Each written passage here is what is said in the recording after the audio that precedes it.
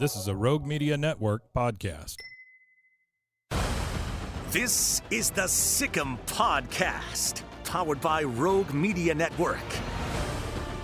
The Sick'em Podcast is a production of Baylor Athletics.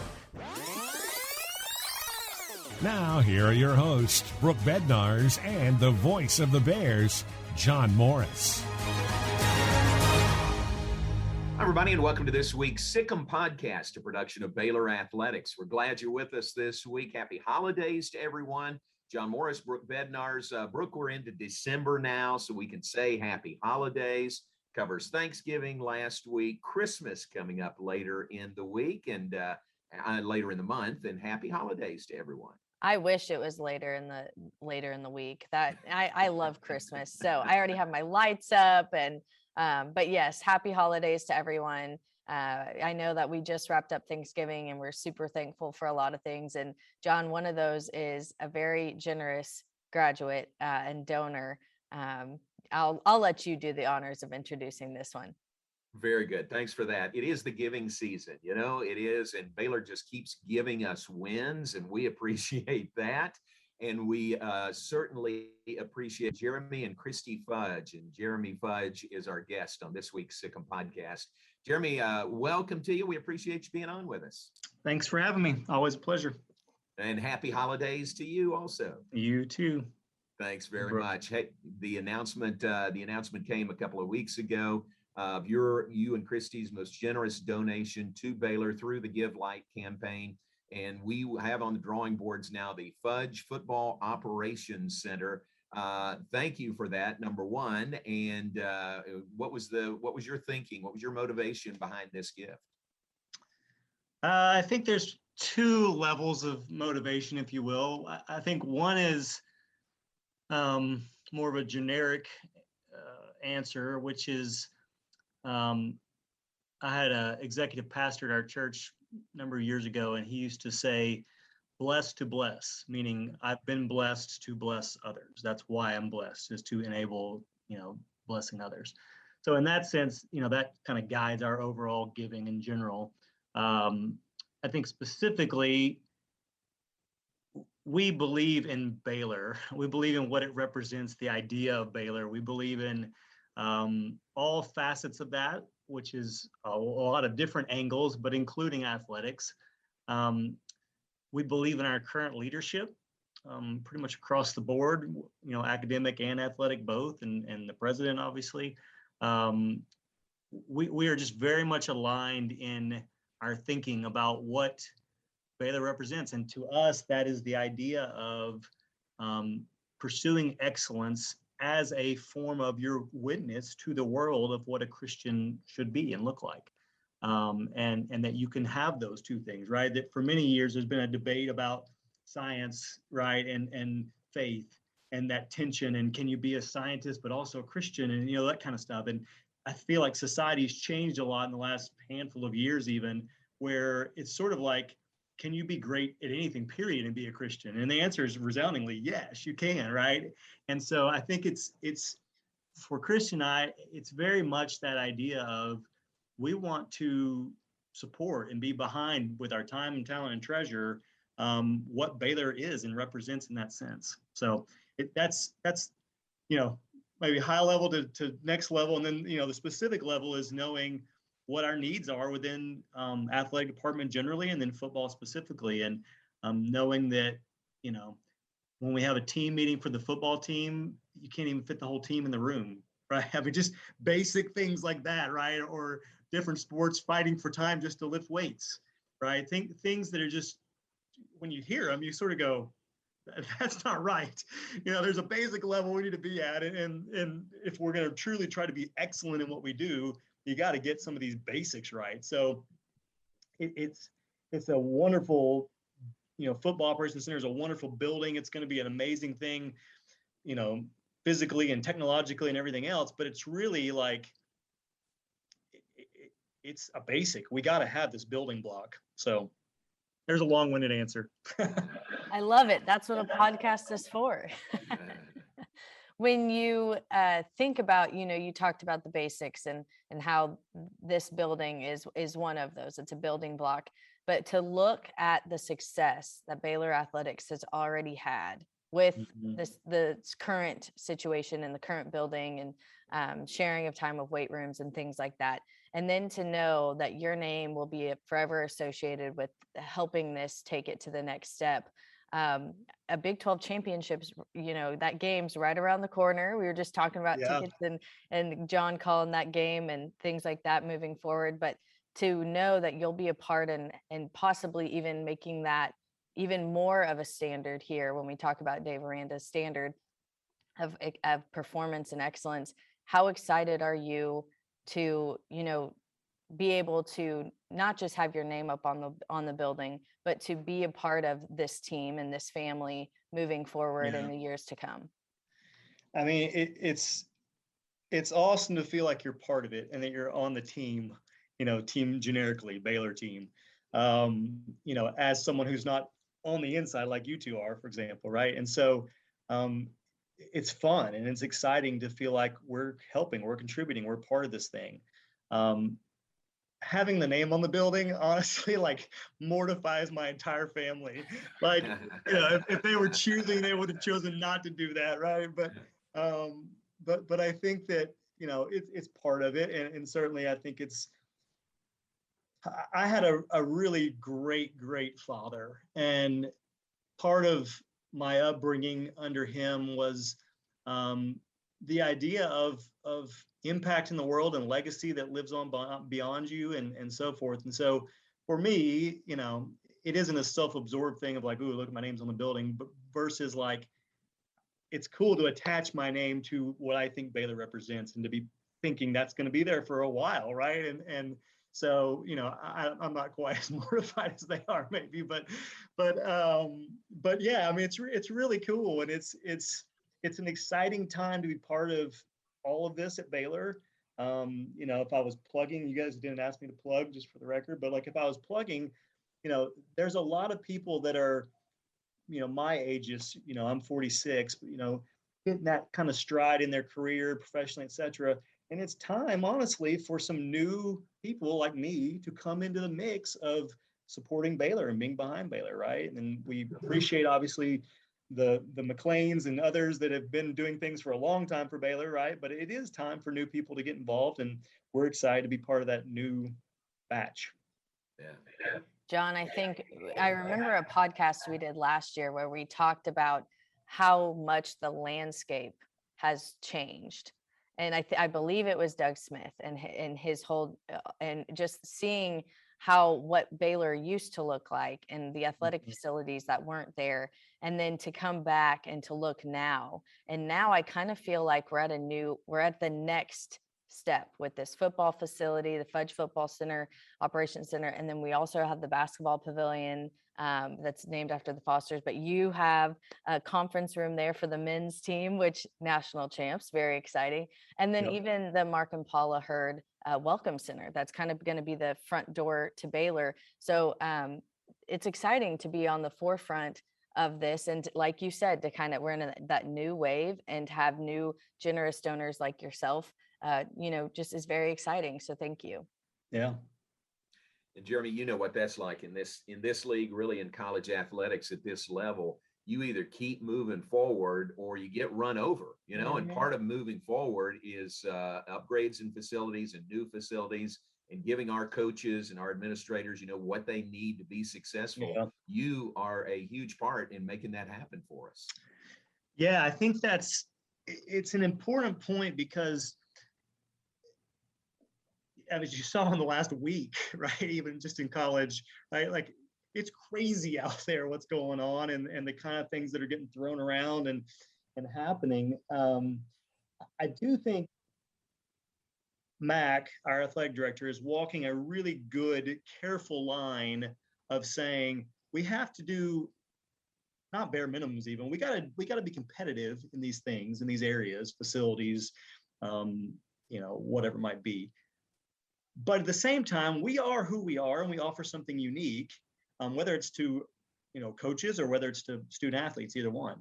And I think that's you know, he had a interview yesterday that I saw the transcript on of, well, would we pay a coach $10 million or $12 million, right? And I don't know, maybe we would at some point, but like maybe we wouldn't too, because there are trade-offs. And in my business, it's exactly the same way, right? We have trade-offs in terms of culture, in terms of, you guys are visually seeing me right now, but like I'm wearing jeans and a t-shirt every day to work, right? In a law firm. Like that's a trade-off that I'll take in lieu of some income potentially, right? And so I think Baylor's similar in a sense, right? Like it isn't always about, we have lockers that light up and spray water out the top and do all this other stuff, right? Versus we've got a really, really great facility. And so I think part of this to me is, like I said at the beginning, we've got to get just over a bare minimum. Like we were dead last in terms of our football facility. And so we got to get that up to a bare minimum. Now, it doesn't have to do all these, amazing bells and whistles and whatever. It should do some, right? We got to be competitive.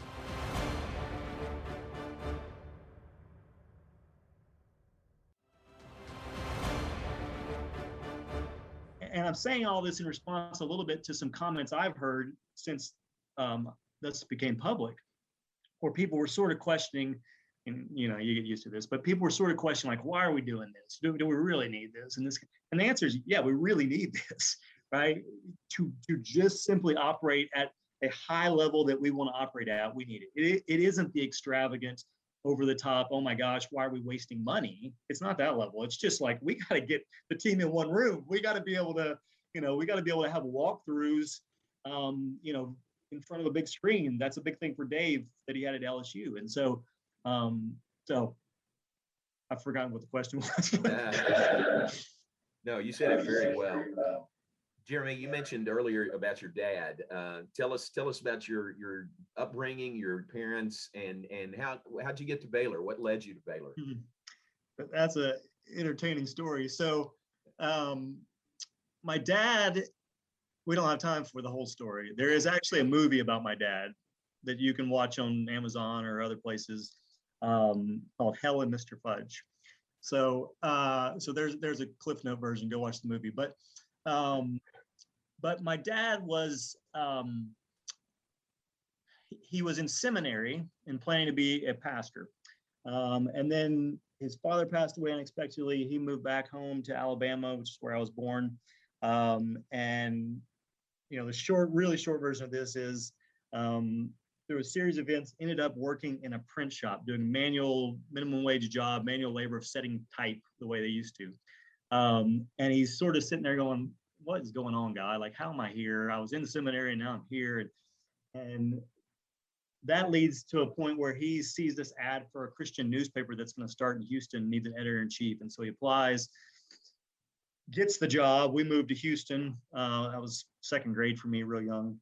And he says, why did I get this job? And the guy says, because you're the only person out of hundreds of applicants that had typesetting experience. We thought that might come in handy in a pinch. And so just constant story of God opening doors like that for him in unexpected ways. And the paper goes out of business, 3 years later. And people at our church say, hey, maybe you ought to go to law school. You'd be a good lawyer. So he goes to law school at 40, works during the day, goes to school at night, supports the family that way. All the while, and so he's a lawyer until the end of his life, in essence. All the while, though, always doing Christian ministry on the side, speaking, writing, daily email ministry, et cetera, et cetera, et cetera. So really just great example in so many ways of so many things for me. Mom was a teacher growing up, and at one point in my life, he was my preacher in church, and she was my Sunday school teacher. Mm-hmm. So definitely raised in a godly Christian heritage, and shaped me and formed me into who I am. We grew up in the Church of Christ tradition, and so in the Deep South Church of Christ tradition, I should say, which is even different. And so the idea of Baptist or Baptist school would be unbelievable, right? So my grandparents, my dad, my sister all went to Abilene Christian Christ school. And so my senior year of high school, I had two good high school buddies, and they were going to go to Baylor. I didn't know anything about Baylor, had never visited Baylor, anything else, but I thought, you know what? They play in the Southwest Conference. It's big time athletics compared to ACU. And, that's pretty cool. And I like that. I think I want to be part of that more. And so literally because of that, I was like, I'll go to Baylor with you guys. And I visited, never did a tour, nothing. And so off I went to Baylor. My first day moving in Penland was my first day at Baylor. And so, that's how I ended up at Baylor, totally unexpectedly. And my parents weren't hardcore into like, oh my gosh, you can't go to a Baptist school or anything. But it was certainly sort of going a different route than the family had gone historically. So got to Baylor and just fell in love with it. My 4 years at Baylor had a massive impact on me as a person, as a leader, as a believer, all of it. So I'm grateful and appreciative of the opportunity I had to go. And, we didn't grow up with a whole lot of money. So like going to Baylor was a big stretch for my parents to even make it happen. And so. Well, I think it's also neat. Your love for Baylor has expanded into your entire family to the point where your wife, Christy, who didn't even go to Baylor, she became an alumna by choice this year in 2021. How exciting is that for you and your family to have her, be an honorary Baylor Bear? Yeah, it's been great. That whole process of that. I was able to surprise her with it, which was even more fun. We joked she went to the University of Northern Colorado, which are also the Bears, just a different breed of bear. So this was just sort of a slight tweak to her bearness, but it's been great. She came into it obviously not knowing Baylor at all and so forth, but has seen it now up close and been part of it for a number of years and has the same joy and appreciation about what we do and going to games and everything else that we do, right? And so that's been great. And then my kids are growing up Baylor fans and going to games and my oldest hasn't missed a football game since back at the old stadium. And so I'm hopeful that they will all end up at Baylor as well. I've got 4 girls. Tell us about your daughters. What ages are they? I've got a junior, a sophomore, a 6th grader, and a 1st grader. Right. So we've got all different phases of life and growth going on at the same time. That is a crazy household right there. It's a crazy household. It's fun though, having the different, right? So like my older ones I can go skiing with, right? Or something like that. Whereas, my middle schooler, I can, help her with doing she's very creative, doing a play or something, right? And then my 1st grader is just nuts, right? Keeping up with the bigger sisters and just precocious and fun and doing 1st grade level things. So we were trying to learn how to ride the bike over the holidays last week, and it's my last one to try to teach. It's very painful trying to teach a kid to ride a bike. Well, that's fun, and I know that they'll remember that for a lifetime, all those fun memories, as will Baylor. Remember your generous donation, you and your wife, Christy, with not only the Fudge Football Operations Center, but those other rooms and things and the new projects that we mentioned. And it does do a wonder to take this program to the next level. We're already having a lot of success and it's fun to follow and be a part of, but to know that the next chapter is right there and that you're helping lead that way. We're very, very grateful, and we will not forget that by any means. So thank you again from all of us here at Baylor Athletics for helping us take that next step. Most welcome. Well, we appreciate it. We appreciate your time. Great to visit with you. Thank you very much. Let's go win another Big 12 championship this week. How about that? Absolutely. We'll see you guys on Saturday. Jeremy, thank you very much. Jeremy Fudge, our guest on this week's Sikkim podcast, and we appreciate everyone that is tuned in today. And we do look forward to the Big 12 championship game, the Dr. Pepper Big 12 championship game, Saturday, 11 a.m. at AT&T Stadium in Arlington. Thanks to Jeremy and for You've Brooke been Bednarz, listening to the Sikkim Morris. Podcast, powered by Rogue Sikkim Media Podcast. Network. The Sikkim Podcast is a production of Baylor Athletics.